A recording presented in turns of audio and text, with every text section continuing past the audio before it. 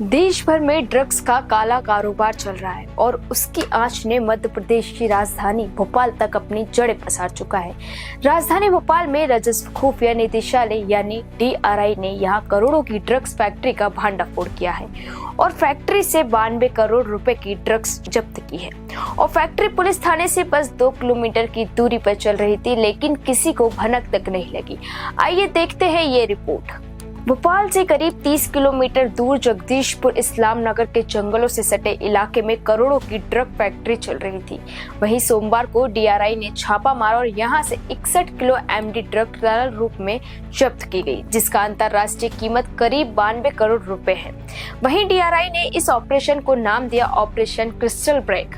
बता दें कि DRI को लंबे समय से सूचना मिल रही थी कि भोपाल से लेकर मुंबई, सूरत और यूपी तक फैला एक नेटवर्क यहाँ ड्रग्स बना रहा है और इसी जानकारी पर एक साथ कई जगह छापेमारी करते हुए 7 आरोपियों को धर दबोचा। इस दौरान फैक्ट्री से ड्रग्स बनाने का 542 किलो कच्चा माल भी बरामद हुआ, जिसमें मैथिलीन, डाइक्लोराइड, एसीटोन और हाइड्रोक्लोरिक एसिड जैसे खतरनाक केमिकल शामिल थे। वहीं गिरफ्तार आरोपियों में से कोई भोपाल का केमिस्ट है तो कोई यूपी का सप्लाई मैनेजर। मुंबई और सूरत से हवाला नेटवर्क के जरिए इस फैक्ट्री में पैसा पहुंच रहा था और सूरत से एक हवाला एजेंट तक को पकड़ा गया, जिसने इस पूरे सिंडिकेट का काला सच खोल दिया है। हैरानी की बात यह है कि ये फैक्ट्री ईटखेड़ी थाने से महज 2 किलोमीटर दूर चल रही थी और थाने में 50 पुलिसकर्मी तैनात हैं, लेकिन किसी को कुछ पता तक नहीं चला। ये पहली बार नहीं है जब भोपाल ड्रग्स नेटवर्क का अड्डा बना हो और 10 महीने पहले अक्टूबर 2024 में बगरोदा औद्योगिक क्षेत्र से 907 किलो MD ड्रग्स पकड़ाई गई थी, जिसकी कीमत 1800 करोड़ से ज्यादा थी।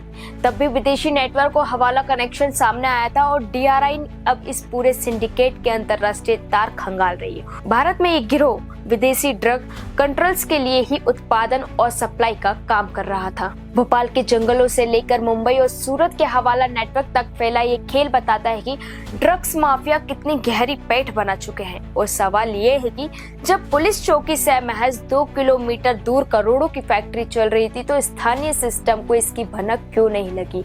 और क्या विदेशी ड्रग का कंट्रोल्स अब भारत को अपना नया अड्डा बना रहा है? यही जांच का सबसे बड़ा मुद्दा है।